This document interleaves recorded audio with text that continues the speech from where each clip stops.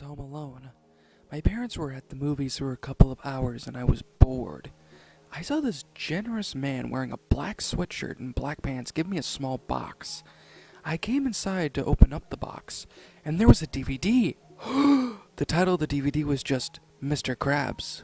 When I put the DVD in, there were only 3 episodes. Mr. Krabs' Bad Luck, Mr. Krabs' Death, Mr. Krabs' Revenge. I was curious what the episode was about, but I didn't want to play any episodes. I decided to play the first episode, Mr. Krabs' Bad Luck. The episode started at the Krusty Krab. SpongeBob was making Krabby Patties, Squidward was taking his nap, and Mr. Krabs was saying really disturbing things about his $100 bill.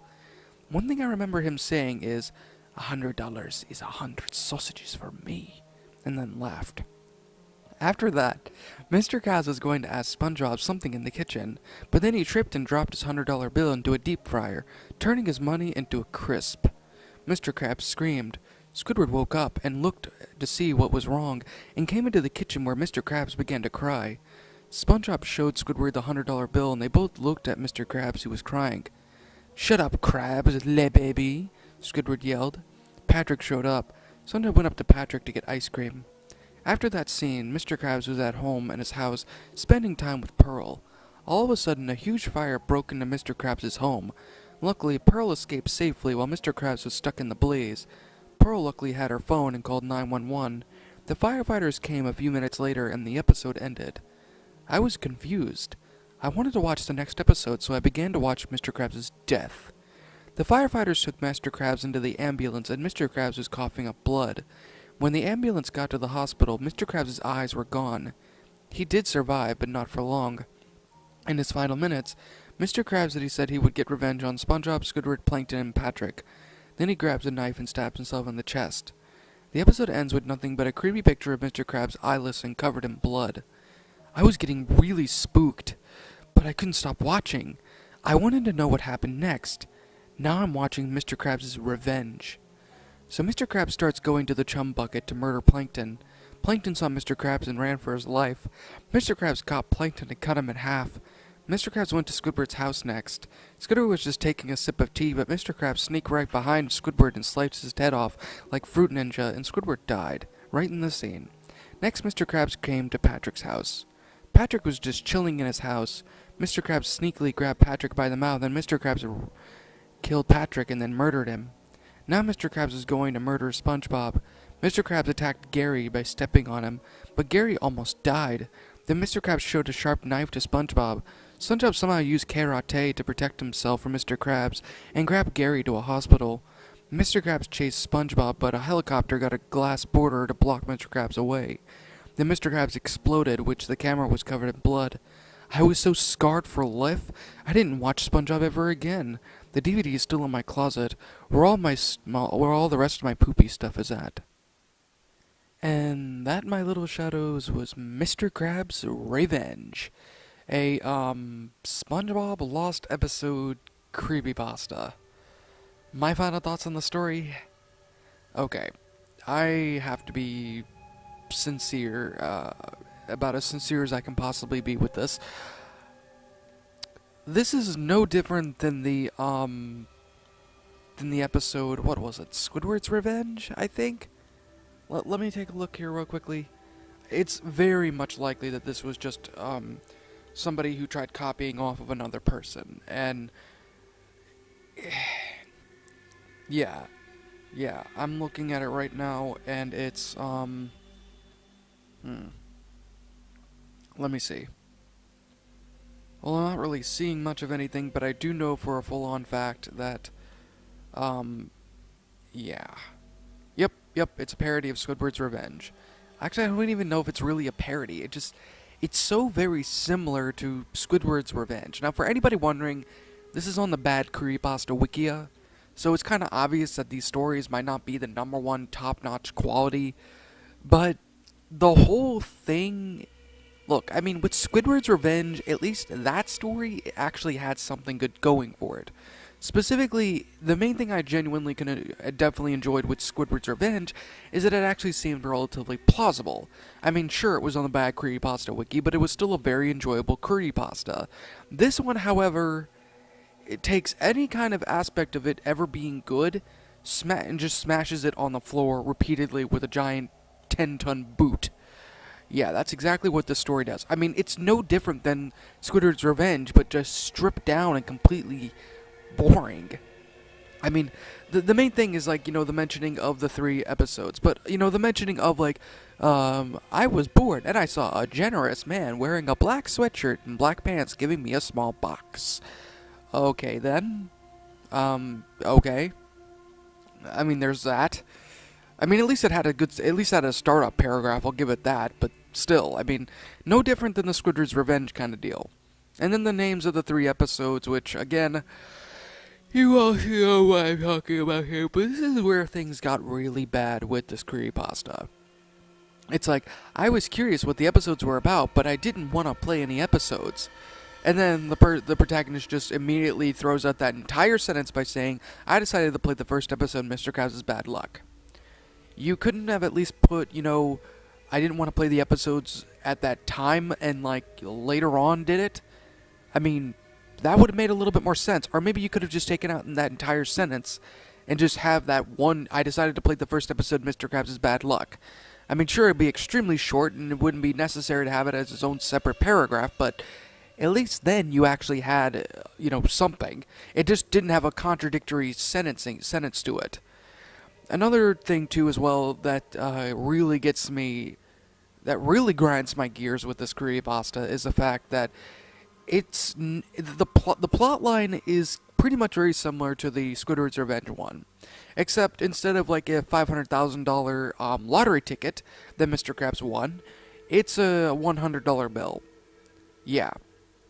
And then apparently Mr. Krabs says a lot of weird stuff, and honestly it's pretty disturbing for the most part, but it is a little bit funny, so I will give it that. Now, everything else within the story just kind of goes on the same way that Squidward's Revenge did, with, apparently Mr. Krabs dropping a $100 bill into a deep fryer. And then that's it. And here's the biggest issue here. The reactions, to be honest. Look, I get it that Mr. Krabs is extremely greedy. We all know that. Anybody who's ever watched SpongeBob would know that he's a greedy cheapskate. And then, to be honest, I don't even really like his character that much, to be honest. Especially with the greed and everything that he has. I mean, look, it's just not something I particularly care for, but at the same time, the reactions of Mr. Krabs is not anything that's completely that out of the ordinary, so I guess I can give props to the author for sitting there and at least kind of keeping him somewhat in character for the startup of it. But still, I mean, all of this, and then Mr. Krabs saying, "Le baby," like, what? Why would Squidward say that? I mean, look, he doesn't even say "shut up" in most of these shows. He just says "shut it." I don't really even know. I mean, the reaction of it, and then SpongeBob just literally just going to leave with Patrick to go and get ice cream, despite the fact that he's in the middle of his shift. Yeah, he wouldn't do that, people. He has no reason to do that. He'll never have a reason to do that. I apologize for the background noise, people. And then it gets to the whole Mr. Krabs was at his house. Apparently, just got over the whole thing. And then a huge fire wind up breaking out. I mean, there could have been a better explanation, perhaps. Maybe a better explanation as to how the fire started, maybe? I mean, it just seems as though it just randomly popped up. It's like, you just walk out of their house, like, la-di-da-di-da-di-da-da, and then next thing you know, just a random fire guy just kind of just burst into the house saying, I'm about to end this whole man's career. And just burning down your house, just with no form, no anything, nothing, it just happens. I mean, what is this? I mean, it's confusing. I mean, look, if it had been explained properly, then I could kind of understand it. I genuinely could understand it for the most part. But in this case, it just happens for the sake of just happening. And then, all right. And then it just gets into the whole, how do I put this? It gets into the whole thing with, Mr. Krabs wanting to plot revenge on SpongeBob, Squidward, Plankton, and why all of them? They had nothing to do with the burning of your $100 bill, and they had nothing to do with your house being burned down, Mr. Krabs. Why exactly are you reacting the way that you want to do? And why would you sit there and just grab a random knife? And by the way, if you're in an ambulance, there are no knives there. There's scalpels, but there's no knives. and I doubt that any one of them would even let you sit there and do that. Gosh, the story has no effort or realism put into it. It's just there for the sake of... Drives me nuts, people. It drives me nuts. I get it, it's a creepypasta. I get it, it's a fictional show. But my goodness, people, you couldn't have at least come up with something maybe a little bit better? I mean, you just, Mr. Krabs just sits there and goes, okay, time to commit seppuku. He's like dragging the knife down, his intestine just starts spilling out. It's pretty gross imagery, but that's kind of the thing that... Alright, now I'm laughing a little bit. That's actually kind of funny. Gross, but funny at the same time. And then, the protagonist getting creeped out, and then watching Mr. Krabs' revenge. And then, going to the Mr. Krabs just going off and just committing a giant killing spree, and then, the only main difference I can genuinely say is that SpongeBob survives at the end.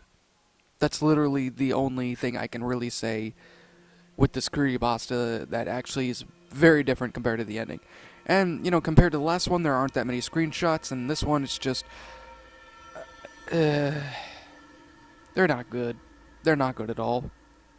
Honestly, this story was just nothing else more but a giant rip-off of other creepypasta stories. Well, I mean, an obvious rip-off of, what was it? Squidward's Revenge? Honestly, people, the only good thing I can really say about this creepypasta is that the grammar and everything is good. There's actually some effort that was put into it to make sure of it that the story, actually had good grammar, good punctuation, good all of that, so I can give it credit where credit is due on that one, but that's really all I can say that's a positive with the story. I mean, granted, some parts of it Mr. Krabs is... Bleh. Sorry, people, I can't talk. The reaction of Mr. Krabs at the beginning with, him crying because he burned a $100 bill is believable. I can give it that. But the rest of it just... Sorry, people, but it just falls so far down. It's not even good anymore, people. That's really all I have to say. But of course, like I always say with these creepypastas, and like what I always will continue to say, this is simply my own personal opinion, and if you disagree with it, that's perfectly fine too. We're all entitled to our own opinions in regards to these creepypastas, and this is simply my own personal thoughts. My final rating of the story would have to be a 1 out of 10, for obvious reasons. What did you guys think about this creepypasta? Did you guys enjoy it? Did you guys not? Also, what would you have personally done to help make the story a lot better? Let me know your thoughts down in the comment section below. I'm the Shadow Eater. Thanks again for watching today's episode, and if you're brand new here to this channel, make sure to like, comment, and subscribe because I make brand new videos every single day. And of course, like always, roll the outro because I'm out. In fear and surprise as your eyes widen, your mouth goes dry with each battered breath. You try to scream, your mind begs to leave, glued to your computer screen. The killers they slash, the tapes burn and crash. The cartridge you bought will be your final haunt.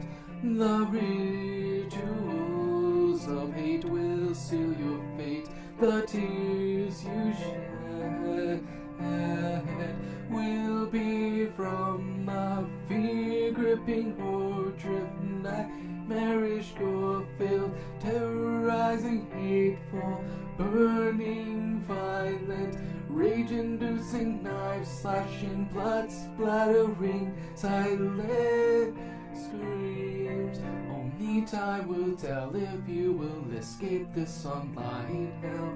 Your horror-filled obsessions will come with its own regressions. Your pathetic screams will not be heeded in any way, because your nightmares will come at any day.